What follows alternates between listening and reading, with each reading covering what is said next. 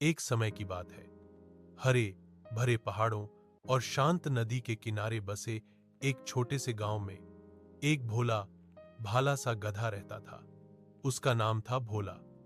भोला सरल स्वभाव का, मेहनती और ईमानदार था, लेकिन अक्सर गांव वाले उसे कम समझते थे। वे कहते, ये तो बस एक गधा है, इससे क्या उम्मीद रखनी। उनकी बातों से भोला कभी कभी उदास हो जाता, लेकिन वह अपने मालिक रामू के लिए रोज मन लगाकर काम करता रहा। रामू एक गरीब किसान था।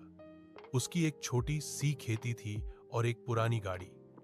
खेती और सामान ढोने का सारा काम भोला ही करता था। रामू भोला को बेइंतहा प्यार करता था, लेकिन उसे चिंता रहती कि गांव वाले भोला का मजाक उड़ाते हैं। एक दिन रामू ने भोला से कहा, लोग चाहे कुछ भी कहें, बेटा, मेहनत और ईमानदारी हमेशा फल देती है। भोला रामू की बातें समझता तो नहीं था, पर उसकी आवाज में छिपा स्नेह जरूर महसूस करता। गांव के पास ही एक घना जंगल था। एक दिन गांव में यह खबर फैल गई कि शहर से कुछ व्यापारी जंगल के रास्ते आएंगे और वे दुर्लभ झड़ी बूटियां खरीदेंगे।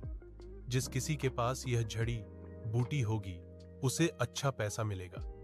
रामू ने सोचा कि यही मौका है अपनी गरीबी दूर करने का। वह भोला को लेकर सुबह सुबह जंगल की ओर निकल पड़ा। जंगल घना और रास्ता कठिन था, लेकिन भोला लगातार चलते रहा। कई जगह रास्ता इतना सौंकरा था कि रामू को लगने लगा कि शायद वे आगे नहीं जा पाएंगे। रास्ते में कई बार रामू फिसला, लेकिन भोला हर बार उसे संभाल लेता।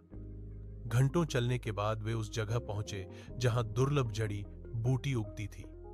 लेकिन वहां पहुंचकर रामू को पता चला कि भारी बारिश के कारण रास्ते धंस गए हैं और व्यापारियों तक पहुंच पाना मुश्किल है। रामू मायूस हो गया और बैठकर सोचने लगा कि अब क्या करे। तभी उसने देखा कि भोला धीरे धीरे एक ऊंचे पत्थरीले हिस्से पर चढ़ने लगा।